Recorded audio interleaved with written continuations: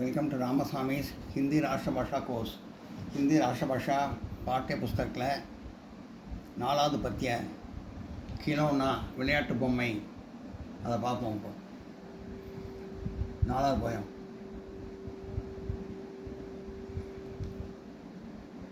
इस कविता की रचयिता सियाराम शरण गुप्त है. இந்த கவிதை எழுதினவர் வந்து सियाराम शरण गुप्त. आपका जन्म ईश्वरीय सन 1895 में सिरगांव में हुआ. இவர் 1985 ஆண்டு சிர்காவில் பிறந்தார்.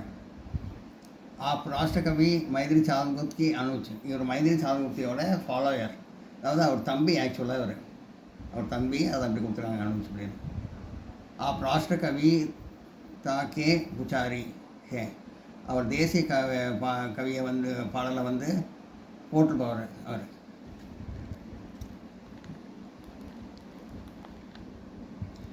मौर्य विजय, दुर्वादल, आद्री, पायेद आदि आपका कविता संग्रह है.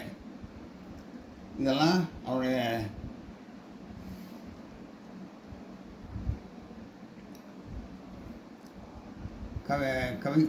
कवि தொகுப்பு. இதெல்லாம் அவருடைய கவி தொகுப்பு. இதெல்லாம் சொன்னதெல்லாம். इस कविता में कवि बाल मनोविज्ञान सुंदर चित्रण देते हैं. இந்த கவிதையில் குழந்தையோட மனோநிலையை பற்றி அழகாக விவரிச்சிருக்காங்க. मैं दो वही खिलौना लूँगा, मचल गया दीना का लाल, गेल रहा था जिसको लेकर राजकुमार उछाल उछाल.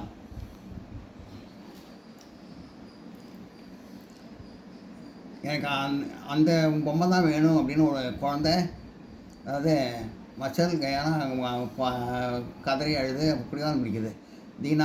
தீனா கா தால், அதாவது ஏழை தகப்பனுடைய சிறுவன் பையன், ஏழையோட பையன் கேட்குது. கேல் ரகா தா ஜிஸ்கோ லேக்கர் ராஜ்குமார் உச்சால்.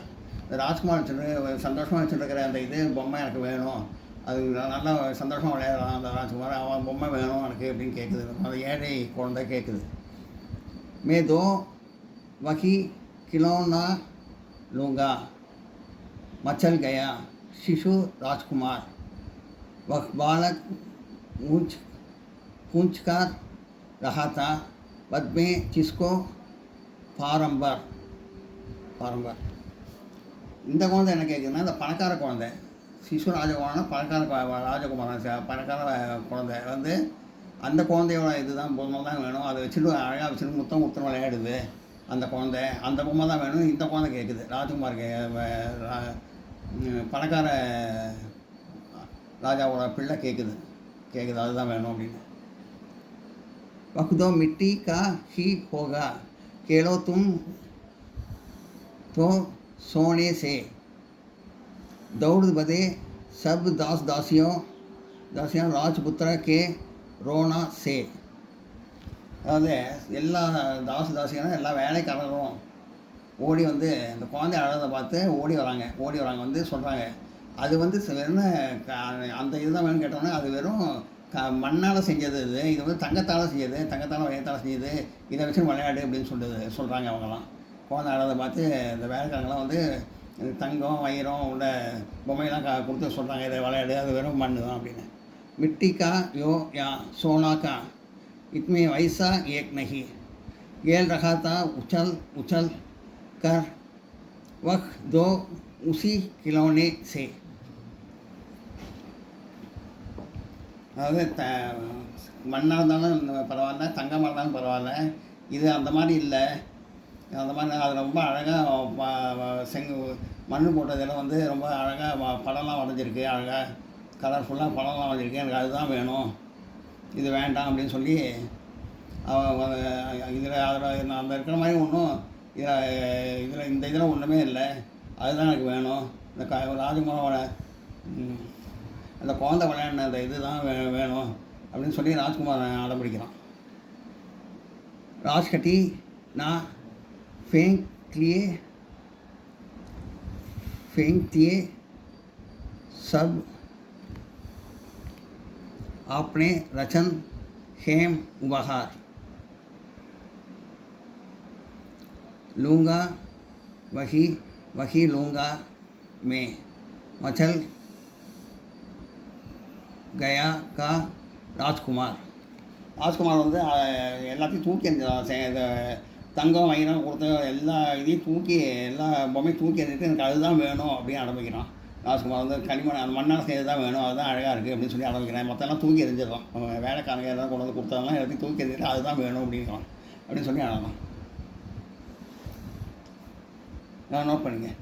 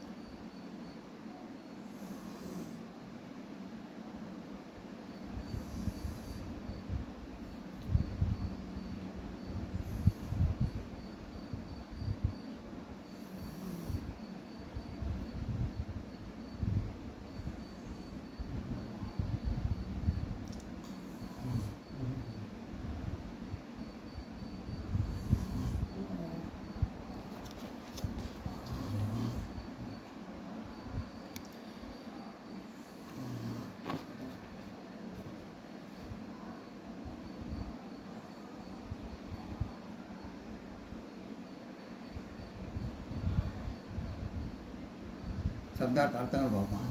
ராஜ்கட்டி ராஜ்குமார் கா ஹட், ராஜகுமாரனோட பிடிவாதம். பூச்கார் ஜும்கார் முத்தம் கொடுக்கறது. மஜல் ஜானா ரோனா தோனா ஹட்கர்னால அழறது அடம்பிடிக்கிறது அதை சொல்கிறாங்க. அபியாஸ் நிபந்த் பராசே கா பாவ் ஸ்பஷ்ட தீச்சிக்கிறியே ஈஆர்சி இருக்குது, இடம் போடலாம் சொல்லியிருக்காங்க. இதை பார்ப்போம். இதை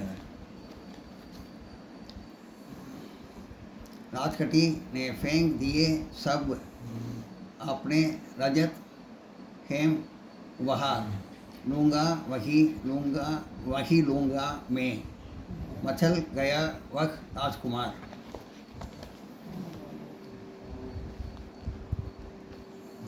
इस कविता का रचयिता सियाराम शरण गुप्त है। आपका जन्म जब कविதை எழுதினது सियाराम शरण गुप्त। आपका जन्म ईस्वी सन 1895 में सिरगांव में हुआ। இவர் 1895 ஆண்டு சின்ன கிராமத்தில் பிறந்தார்। आप राष्ट्रकवि मैथिली चरण गुप्त के अनुज है। இவர் மைதிலி சரண் குப்தனோட ஃபாலோயர்। இவர் தம்பி ஆக்சுவலாக மைதிலி சரண் குப்தனோட தம்பி। आप राष्ट्रपिता आप राष्ट्रीयता के पूजारी है।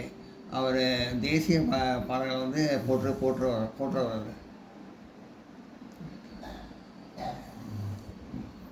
मौर्य विजय दूरवादल आद्री फैद पदे आदि आपका कविता संग्रह இதெல்லாம் அவரோட கவிதை தொகுப்புகள்। பாவ் कविता में कवि பொருள் கேட்டிருக்காங்க। कविता में कविஞரோட பற்றி இது பொருள், कविता पति पढ़। इस कविता में कवि बाल मनोविज्ञान का सुंदर चित्रण देते हैं।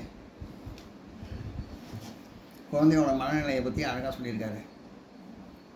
राजकुमार को अनेक रजत स्वर्ण के मूल्यवान उपहार दिए गया। ராஜ்குமாருக்கு வந்து நல்ல வெள்ளி தங்கம் வெள்ளி உள்ள நல்ல விலை மதிப்புடைய மூலியமான விலை மதிப்புடைய ரச்சன் சொன்னால் வெள்ளி தங்கம் மூலியமான நல்ல விலை மதிப்புடைய பொருளை பொம்மை கொடுக்குறாங்க। लेकिन उसने सब कुछ फेंक दिए। ஆனால் எல்லாத்தையும் அந்த ராஜகுமார் தூக்கி எறிஞ்சிடறான்। उसे मिट्टी का खिलौना ही पसंद था। அவனுக்கு மண்ணில் செஞ்ச அந்த பொம்மை தான் பிடிச்சிருக்கு। इसलिए मिट्टी को खिलौना का इशारा करके उसने हट दिया। मुझे यही खिलौना चाहिए। அதுதான் வேணும் ரொம்ப அடம் பிடிச்சி எனக்கு இதுதான் மண்ணில் செஞ்ச பொம்மை தான் வேணும் அப்படின்னு சொல்லி அடம் பிடிச்சி அதுதான் வேணும் அதுதான் நான் விளையாடுவேன்னு சொல்லி அடம் பிடிக்கிறான்।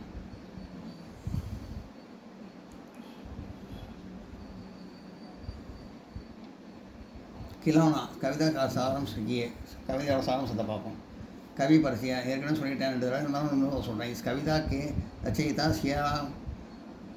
सियाराम शरण गुप्त है। आपका जन्म ईश्वरीय सन 1895 में सिरगांव में हुआ। कविதை எழுதினது சியாராம் சரண் குப்த்। இவர் வந்து 1895 ஆண்டு சிர்காவில் பிறந்தார்। आप राष्ट्रकवि मैथिली चरण गुप्त के अनुज है और राष्ट्रकवि मैथिली चरण गुप्तोட ஃபாலோயர் அவர் தம்பி ஆக்சுவலாக। आप राष्ट्रीयता के பூச்சாரி है। அவர் தேசிய கவி பாடல் தான் நல்லா போற்றி பாடுவார்। मौर्य विजय दुर्वादल आत्री पादे आदि आपके कविता संग्रह இதெல்லாம் அவரோட कविता தொகுப்புகள்। सारांश ऐसे इस कविता में बाल मनोरंजन का सुंदर परिचय है। இந்த குழந்தையோட மனநிலையை பற்றி நல்லா அழகாக சொல்லியிருக்காரு இந்த கவிதையில்। बच्चे को सोना या मिट्टी दोनों बराबर है। குழந்தை வந்து தங்கமாக இருந்தாலும் சரி மண்ணில் செஞ்சாலும் சோனாலும் தங்கம் மிட்டினா மண்ணில் செஞ்சால் அந்த பொம்மையாக இருந்தாலும் ரெண்டுத்தையும் ஒரே மாதிரி தான் நினைக்கும்। कभी कभी मिट्टी के खिलौने उसे सोने के खिलौने की अपेक्षा अधिक प्यार होते हैं। அப்பப்போ மண்ணில் செஞ்ச இதை தான் இந்த தங்கத்தை செஞ்சதோட மண்ணில் செஞ்ச பொம்மை தான் அது ரொம்ப பிடிக்கிறது। कविता में एस राजकुमार मिट्टी के खिलौने का मिट्टी को खिलौने के लिए हट करता है। இந்த கவிதையில் வந்து ராஜ்குமாரன் வந்து மண்ணில் செஞ்ச இது பொம்மை தான் வேணும்னு ஆரம்பிக்கிறான்। जिसके साथ दिन करीब का बच्चा पद में गेल रहा था। அந்த சின்ன அந்த ஏழை பையன் வந்து அவளை வச்சுன்னு விளையாண்டுருக்கான்। அவன் வச்சுட்டு அவனுக்கு முத்த முத்தின்னு விளையாண்டுருக்கான், அவன் வச்சு விளையாடுறான்। அதனால் அது ரொம்ப பிடிச்சிருக்கான் அவனுக்கு ராஜ்குமாருக்கு। उस खिलौने का लेकर राजकुमार भी खेल रहा था. இந்த பொம்மையை வச்சு கூட ராஜ்குமார் விளையாண்டு தான் ஆகலாம். राजकुमार राजमहल वापस आते के राजकुमार வீட்டுக்கு வந்த உடனே அவங்க वंद के बाद भी उसी मिट्टी के खिलौना के लिए हट करता है. ரொம்ப அடம் பிடிச்சான். அந்த மண்ணில் செஞ்ச பொம்மை தான் வேணும் வீட்டுக்கு வந்ததுக்கப்புறம் ரொம்ப அடம் பிடிச்சான். दास दासियों उनके समझते हैं कि वे उसे सोने के खिलौने दे के. ராஜ்குமார் அங்கே இருக்கிற வேலைக்காரங்களாம் ஓடி குழந்தை அழகதை பார்த்து தங்கத்தில் இருக்கிறதெல்லாம் கொடுக்குறாங்க. தங்கம் வெள்ளி உள்ள பொம்மையெல்லாம் கொடுக்குறாங்க. वे कहते हैं मिट्टी का खिलौने से स्वर्ण का खिलौना अच्छा है. அவங்க சொல்கிறாங்க அதாவது மண்ணில் செஞ்சது இதில் தங்கத்தில் செஞ்சது தான் நல்லாயிருக்கும் அப்படின்னு சொல்கிறாங்க. लेकिन राजकुमार करता है कि मिट्टी का कि या स्वर्ण का जिस खिलौने के साथ वह पद में खेल रहा था. அது இந்த பொம்மை தங்கத்தில் செஞ்சாலும் சரி மண்ணில் செஞ்சாலும் சரி, ஆனால் இந்த இதில் வச்சுட்டு விளையாடுறது அந்த பையன் விளையாடுறது தான் எனக்கு பிடிச்சிருக்கு. बाकी खिलौना चाहिए क्योंकि उसमें बड़ा आनंद आता था. அதை விளையாடணும்னா ரொம்ப ஆனந்தமாக ரொம்ப சந்தோஷமாக இருக்கும். குழந்தை அந்த பையன் விளையாட்டு தான் விளையாட தான் ரொம்ப ஆனந்தமாக சந்தோஷமாக இருக்கும். चलते चलते राजकुमार अधिक हट करने लगा. வர வர ரொம்ப ராஜ்குமார் ரொம்ப அதிகமாக அடம் பிடிச்சான். ஹட்டுன்னா அடம் பிடிக்கிறது. उसने सभी स्वर्ण की सिंचो के फेंक दिया. எல்லா தங்க பொம்மைகளையும் பொருட்களையும் தூக்கி எறிஞ்சிட்டான். कहोंगी उस मिट्टी का वह खिलौने ही पसंद था. அவனுக்கு மண்ணில் செஞ்ச பொம்மை தான் ரொம்ப பிடிச்சிருக்கு. बच्चों का स्वभाव बड़ा विचित्र होता है. குழந்தையோட சுபாவம் ரொம்ப விசித்திரமாக இருக்குது. अपनी पसंद की चिंच सोना या मिट्टी उनकी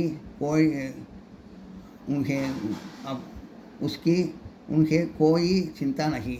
அது மண்ணில் செஞ்சாலும் தங்கம் செஞ்சாலும் சரி மண்ணில் செஞ்சிருந்தாலும் சரி அதை பற்றி அவங்க கவலைப்படுறதில்லை. அவங்க குழந்தைங்க கவலைப்படுது. इस कविता में राजखट तथा बालखट का वर्णन मन को छू लेता है. அந்த குழந்தை ஆடம் பிடிச்சது இந்த குழந்தை ரெண்டு பேரும் இந்த ஆடம் பிடிச்சதையும் ரொம்ப மனசை தொடுற மாதிரி இருக்குது இந்த கவிதையில் அப்படின்னு சொல்லி கவிஞர் சொல்லியிருக்காரு. எல்லாம் நோட் பண்ணிங்க.